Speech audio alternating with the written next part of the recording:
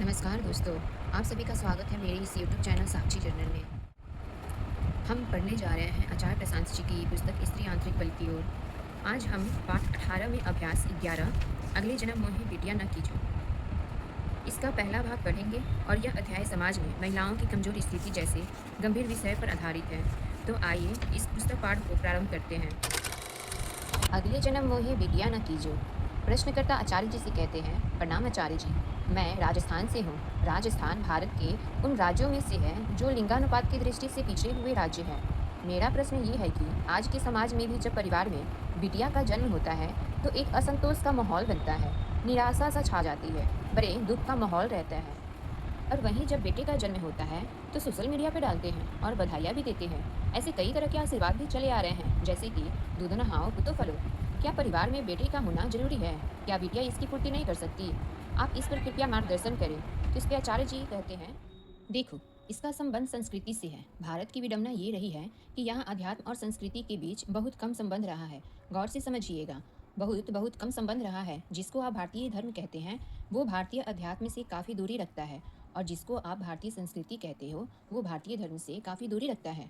अध्यात्म का स्तर अगर बहुत ऊंचा है, वो अध्यात्म जो आपको वेदांत उपनिषदों में, गीता में, ब्रह्मसूत्र में, अष्टावक्र गीता में, कबीर साहब की वाणी में सुनने को मिलता है। अध्यात्म का स्तर बहुत अगर ऊंचा है, हाथ को ऊंचा उठाते हुए, तो ये हाथ को पहले से नीचा लाकर भारतीय धर्म है, जिसका हम सक्रिय अभ्यास करते हैं, जिसको हम जीते हैं अपने दैनिक जीवन में। वो भारतीय धर्म अध्यात्म से बहुत निचले स्तर का है। हम दिनों दिन जिस चीज़ को धर्म बोल करके कार्यान्वित करते हैं उसका अध्यात्म से बहुत कम ताल्लुक है, वो अध्यात्म से बहुत नीचे का है। और फिर हम जिसको अपनी संस्कृति कहते हैं वो धर्म से भी नीचे की है, उसका तो धर्म से भी कोई संबंध नहीं है। तो फिर बताइए, अध्यात्म और संस्कृति में कोई संबंध है? अरे पूरब पश्चिम वाली बात हो गई, जमीन आसमान वाली बात हो गई ना। लेकिन अगर आपने कभी इस मुद्दे पर विचार ही नहीं किया है तो आप इन तीनों को एक ही सांस में बोल जाते हैं। आप कभी कह देते हैं भारतीय अध्यात्म, तो कभी कह देते हैं भारतीय धर्म, कभी कह देते हैं भारतीय दर्शन, तो कभी कह देते हैं भारतीय संस्कृति। और आपको लगता है कि आप एक ही चीज़ की तो बात कर रहे हो। ये बहुत अलग अलग है, बहुत बहुत अलग अलग है। हम भारतीय संस्कृति जिसको बोलते हैं उसमें बहुत सारे तत्व बहुत ज़्यादा दूषित हैं। भारतीय अध्यात्म सर्वश्रेष्ठ है, सर्वोपरि है। शायद उससे ऊंचा कभी कुछ ना हुआ है, ना हो सकता है। लेकिन भारतीय संस्कृति बिल्कुल रसातल में है और उसके बहुत सारे तत्व एकदम दूषित हैं, एकदम से पतित हैं। चलिए कुछ उदाहरण देता हूँ। जैसे जाति प्रथा है, जाति प्रथा का अध्यात्म से कोई संबंध नहीं। अध्यात्म जाति प्रथा को पूरी तरह से वर्जित करता है, एकदम वर्जित है। धर्म में जाति प्रथा को लेकर एक स्थान है, वहाँ वो वर्ण व्यवस्था की तरह मौजूद है, जाति की तरह नहीं, वर्ण की तरह मौजूद है। अध्यात्म में वर्ण को भी मान्यता नहीं देता। अध्यात्म कहता है वर्ण वगैरह कुछ नहीं, देह हमारी सच्चाई है ही नहीं, तो हम देह की जाति या वर्ण की भी बात क्या करें। वर्ण भी कुछ नहीं होता तो अध्यात्म भी कुछ नहीं होता। धर्म में वर्ण आ जाता है, और जब आम संस्कृति में आते हो तो वहाँ तो 100 प्रकार की जातियाँ, उपजातियाँ और न जाने क्या क्या आ जाता है। एक से बढ़कर एक गंदगियाँ, जिसमें हजार तरीके के शोषण हैं, बेवकूफ़ियाँ हैं। उसमें ये तो हुआ ही है कि तथाकथित ऊंची जातियों ने तथाकथित नीची जातियों का शोषण किया है। अभी मैं पढ़ रहा था एक आध हफ्ते पहले की, कुछ दलित लोगों ने अपने ही समुदाय की एक लड़की की हत्या कर दी, क्योंकि वो एक ब्राह्मण लड़के से विवाह कर चुकी थी। इस हद तक ये जाति व्यवस्था गहरी बैठ चुकी है। इसने सबको जकड़ लिया है, और जकड़ लिया तो जकड़ लिया। खतरनाक बात यह है कि हम सोचते हैं कि इस जातीय व्यवस्था का, माने इस संस्कृति का अध्यात्म से कोई ताल्लुक है। देखिए, धर्म के केंद्र में अध्यात्म होता है। धर्म होता ही इसलिए है कि ताकि आप आध्यात्मिक हो जाएं। धर्म इसलिए नहीं होता कि आप रीति रिवाज चलाते रहें। धर्म इसलिए नहीं होता कि आप तमाम तरह की मान्यताओं और रवायतों में यकीन करते रहें। धर्म इसलिए होता है ताकि आप आध्यात्मिक हो सकें और माहौल धार्मिक बना रहे। इसके लिए एक लोक संस्कृति बनाई जाती है। ये बात समझ में आ रही है आपको? यहाँ हेडलाइट में दिया गया है, मानव चेतना जहाँ पहुँचना चाहती है उसके लिए क्या चाहिए? अध्यात्म। चेतना को ऊपर उठाने को अध्यात्म कहते हैं, ठीक? ये स्पष्ट है। चेतना को ऊपर उठाने के लिए जिस व्यवस्था की जरूरत होती है, मन को जो खुराक देनी पड़ती है, उस व्यवस्था को, उस आयोजित कार्यक्रम को धर्म कहते हैं। और सामाजिक स्तर पर एक व्यापक तौर पर धर्म को प्रतिष्ठित करने के लिए लोगों के मन को जो आकार देना होता है उसको संस्कृति कहते हैं। मन को संस्कारित करना पड़ता है ताकि धर्म आगे बढ़े। जब धर्म आगे बढ़ेगा तब अंतिम लक्ष्य की प्राप्ति होगी, जो है अध्यात्म। तो संस्कृति कितनी ठीक है और कितनी नहीं, इसका निर्णय बस एक बात से हो सकता है कि वो संस्कृति आपको आध्यात्मिक बनाती है या नहीं बनाती है, और वो जो संस्कृति है आपकी वो आध्यात्मिक सिद्धांतों से मेल खाती है या नहीं खाती है। मैं कह रहा हूँ भारत के साथ त्रासदी हो गई है, जिसको आप भारतीय संस्कृति या सनातन संस्कृति कहते हो। वो आध्यात्मिक सिद्धांतों से बिल्कुल मेल नहीं खाती, लेकिन फिर भी हम उसी संस्कृति को धर्म सम्मत समझ करके उसको आगे बढ़ाते रहते हैं। इतना ही नहीं, हम बार बार कहते हैं सनातन संस्कृति, सनातन संस्कृति। संस्कृति थोड़ी ही सनातन होती है, संस्कृति नहीं सनातन होती। संस्कृतियाँ तो बनाई जाती हैं और संस्कृतियाँ हटाई भी जाती हैं। संस्कृति समय सापेक्ष होती है, समय के अनुसार उसको बदलना भी होता है। जो चीज़ समय के साथ नहीं बदल सकती वो बस एक है, मन की आत्मा से एक हो जाने की चाह। जब तक समय रहेगा तब तक मन में वो चाह रहेगी। बस वो एकमात्र चीज़ है जो सनातन होती है। तो सनातन धर्म फिर क्या हुआ? सनातन धर्म वो है जो मन को उसके द्वारा लक्षित आत्मा तक पहुंचा दे, उसको सनातन धर्म बोलते हैं। बाकी ये सब जो हम कूड़ा कचरा करते रहते हैं इधर उधर का, ये रवायत, वो कांड, ये अंधविश्वास, वो फुरहरता, उसे धर्म नहीं कहते हैं। मन को आत्मा तक ले जाना ये धर्म है, और मन आत्मा तक जाए इसके लिए एक अच्छा माहौल बना रहे उसको कहते हैं सामाजिक संस्कृति। यहाँ बॉक्स में वही बात कही गई है। मन को आत्मा तक ले जाना ये धर्म है, और मन आत्मा तक जाए इसके लिए एक अच्छा माहौल बना रहे उसको कहते हैं सामाजिक संस्कृति। आगे की लाइन पढ़ते हैं। अब जिस संस्कृति में जाति प्रथा चलती हो, और सिर्फ चलती ही ना हो, जहाँ लोग सोचते हो कि जाति प्रथा तो धर्म का हिस्सा है, तो सोचिए वो संस्कृति कैसी होगी। उस संस्कृति में कोई आध्यात्मिकता तो है ही नहीं, लेकिन फिर भी हम उस संस्कृति को बचाने पर तुले हुए हैं। और इतना ही नहीं, आजकल राजनीतिक माहौल भी ऐसा बन गया है जिसमें संस्कृति को ही प्रधानता दी जा रही है, और कह रहे हैं सनातन संस्कृति को आगे बढ़ाना है। हिंदू संस्कृति जिंदाबाद। उस संस्कृति को बदलने की जरूरत है, बढ़ाने की नहीं। अब समझिए, ये जो बात इन्होंने कही कि लड़कों को प्रधानता दी जा रही है, लड़कियों की भ्रूण हत्या की जा रही है, वो सब क्या है? वो संस्कृति के दूषित और विकृत तत्व हैं। उनका धर्म से कोई ताल्लुक नहीं, और उनका अगर आप ताल्लुक जानना चाहते हैं किससे है, तो वो है विवाह की प्रथा से।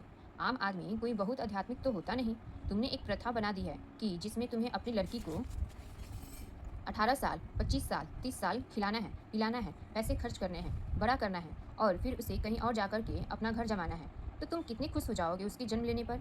बस बात इतनी सी है, माँ बाप को पता हो कि ये जो लड़की पैदा हुई है ये हमारे काम आएगी, तो कहीं नहीं रहेगा कहीं भी भ्रूण हत्या, खत्म हो जाएगी बात।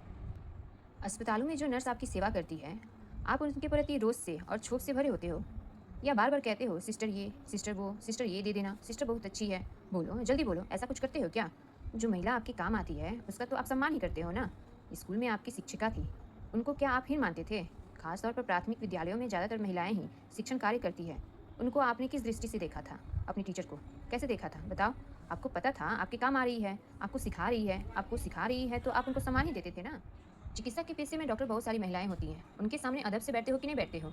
आप एक लेडी डॉक्टर के केबिन में जा रहे हो, वहाँ जाकर ऐसे कहते हो कि ये तो एक बस से यूं ही अदनी सी नवाकुल महिला है, वो बोलेगी लेट जाओ तो तुरंत लेट जाओगे, अभी एकदम खट से लेटोगे और सर्जन है तो पेट फाड़ देगी और फड़वा भी लोगे। तब लिंग भेद कहाँ चला जाता है? तो लिंग भेद कुछ नहीं होता है, बात सारी स्वार्थ की है। ऐसा नहीं है कि हम एक लिंग को नीचे और दूसरे को ऊपर समझते हैं। जहाँ कोई लिंग काम आ रहा होता है वहाँ हम उसके सामने हाथ जोड़ लेते हैं। इंदिरा गांधी प्रधानमंत्री थी, तुम उनके साथ बेअदबी कर सकते थे क्या? कर सकते थे बताओ? कांग्रेस में आज भी हाई कमान का ही चलता है, भले ही उनके पास कोई औपचारिक पद हो या ना हो, हाई कमान चल रहा है तो चल रहा है। मजाल है किसी की, वहाँ पत्ता भी खरक सकता है बिना किसी उनकी मर्जी के, वो महिला ही तो है। तो बात इसकी नहीं है कि हमें ऐसा लगता है कि महिलाएं नीची होती है, बात सारी आर्थिक है, बात स्वार्थों की ही है। जो बच्चा तुम्हारी प्रथा ने तय कर दिया है कि तुम्हारे घर से निकल जाएगा, तुम उस बच्चे पर ज़्यादा ध्यान क्यों दोगे? मुझे बता दो, बताओ ना। उसको तो निकलना है, निकलना ही नहीं है, उससे बहुत सारा पैसा लेकर के निकलना है। एक तो पैदा हो गई निकलने के लिए, ऊपर से जितनी मेरी संचित जमा पूंजी थी लेकर निकलेगी। तुम्हें कितनी खुशी हो जाएगी। साधु संत तो होता नहीं आम आदमी, आम आदमी तो अपने स्वार्थ देखता है ना। एक तो लड़की पैदा हुई, वो भी हो सकता है कि घर की दूसरी तीसरी लड़की हो, वो बाप माथा पकड़ लेता है, कहता है लूट गया। उसे लड़की से कोई समस्या नहीं है। समस्या तो छोड़ दो, प्राकृतिक तौर पर पिताओं का पुत्रियों के प्रति ज़्यादा स्नेह होता है। अगर आर्थिक अड़चन ना हो तो लड़की बाप को बहुत प्यारी होती है, लेकिन आर्थिक अड़चन बहुत बड़ी खड़ी कर दी जाती है हमारी संस्कृति ने, बहुत बड़ी। पराया धन है, शादी करके इसको भेज देना है, इत्यादि इत्यादि। इतनी बड़ी अड़चन खड़ी कर दी कि फिर बाप अपना सारा स्नेह भूल जाता है, फिर कहता है गर्भपात। माँ भी यही कहती है गर्भपात, माँ का उसमें क्या कम योगदान होता है? समझ में आ रही है मेरी बात? ये जो संस्कृति है ना हमारी, इसको बहुत बदलाव की ज़रूरत है। बार बार ये मत सोच लिया करो कि अरे ये तो धर्म से आ रही है, नहीं आ रही है भाई। धर्म क्या है? धर्म का मर्म क्या है? वो उपनिषदों में मिलेगा। आप जिस संस्कृति का पालन कर रहे हो उसको धर्म मत मान लिया करो। घूंघट तो डालना होता है ना, हमारे धर्म की बात है। घूंघट का धर्म से क्या संबंध है भाई? ये क्या है? मासिक धर्म के समय में महिलाएं खाना नहीं बनाएंगी, कमरे से नहीं निकलेंगी, मंदिर नहीं जा सकती, क्यों? ये तो हमारे धर्म की बात है ना। ये कौन सा धर्म शास्त्र है जो इन बातों में घुसता है? शास्त्र किसको बोलते हैं? अच्छे से समझ लीजिए। जो मन की, अहम की, वृत्तियों की और आत्मा की बात करे बस उसको शास्त्र बोलते हैं। जो इधर उधर की बातें करे उसको शास्त्र नहीं बोलते। सिर्फ इसलिए कि कोई ग्रंथ संस्कृत में है उसको शास्त्र मत कह दीजिएगा। हिंदुओं का इतना बड़ा अभाग है कि उन्हें आज तक ये ही नहीं पता कि शास्त्र बोलते किसको है। उन्हें कोई भी चीज़ थमा दी जाती है तो उनको लगता है कि ये हमारा शास्त्र है। अरे वो कोई किताब है, कोई पुस्तक है, वो शास्त्र नहीं हो गई। शास्त्र किसको कहते हैं, परिभाषा क्या है? तो मेरे साथ दोहराइए। जहाँ मन, अहम, वृत्तियों, प्रकृति, पुरुष, आत्मा की बात हो, बस उसको शास्त्र कहते हैं। यहाँ बॉक्स में वही मेन बातें कही गई है। शास्त्र किसको कहते हैं? तो जहाँ मन, अहम, वृत्तियों, प्रकृति, पुरुष, आत्मा की बात हो, बस उसको शास्त्र कहते हैं। इधर उधर की तमाम फिजूल मिसलेनियस विभिन्न प्रकार की बातों को शास्त्र नहीं कहते हैं। और जहाँ इधर उधर की 100 बातें आपको पढ़ने को मिल जाएं, कल्पनाएं, कहानियाँ, फिर फलानी परी उतरी, फिर फलाने फरिश्ते ने ऐसा कहा, फिर वो गंधर्व आ गया, फिर राजा ने ऐसा कर दिया तो ऋषि ने उसको श्राप दे दिया, ये सब शास्त्र नहीं होते बाबा। इनको आप रोचक कहानियों की तरफ पढ़ सकते हो। इनको शास्त्र मत बोल देना, कहानियाँ हैं, ठीक, कहानियाँ हैं। उन कहानियों में हो सकता है कुछ रस भी हो सकता है उन कहानियों से कुछ सीख भी ली जा सकती हो, बिल्कुल हो सकता है, लेकिन फिर भी वो सब शास्त्र नहीं हो गए। वहाँ जो कुछ लिखा है, ये मत कहने लग जाना कि यही तो मेरा धर्म है और घूंघट डालकर घूमना है, ये तो किसी पुस्तक तक में नहीं लिखा है। शास्त्रों बहुत दूर की बात है, शास्त्रों तो छोड़ ही दो। अपना घर छोड़ कर के कहीं और जाकर के रहना, ये कौन से उपनिषद में है और कहाँ पे लिखा हुआ है, बताओ मुझे। ये परंपरा हो सकती है, तो परंपरा धर्म हो गई क्या? परंपरा का क्या मतलब है? परंपरा माने हमने किया क्यों? क्योंकि हमारे पिताजी ने किया। उन्होंने क्यों किया? तो उनके पिताजी ने किया। और उन्होंने क्यों किया? तो उनके पिताजी ने किया। आप सब मिलकर के कुछ कर रहे हो तो वो धर्म हो गया। आप कुछ करे जा रहे हो हजारों सालों से तो वो धर्म हो गया क्या? हाँ, वो लोक संस्कृति हो गई। लोक संस्कृति तो लोगों ने बनाई। अब जब बनाई थी तो बनाई थी, अब दूसरी बना लो आप बाबा।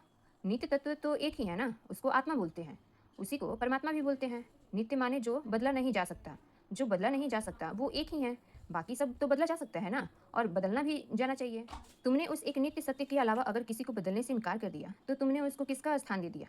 सत्य एक है, ठीक, और वही है जो अपरिवर्तनीय है, वो बदल नहीं सकता, ठीक। अब मैं कहूँ कि मैं इसको नहीं बदलूंगा गिलास दिखाते हुए, तो मैंने इसको किसका दर्जा दे दिया? तो सारे श्रोतागण बोल रहे हैं सत्य का। तो दोस्तों, अभ्यास 11 का पहला भाग यहीं समाप्त होता है। इस विषय की चर्चा अभी अधूरी है।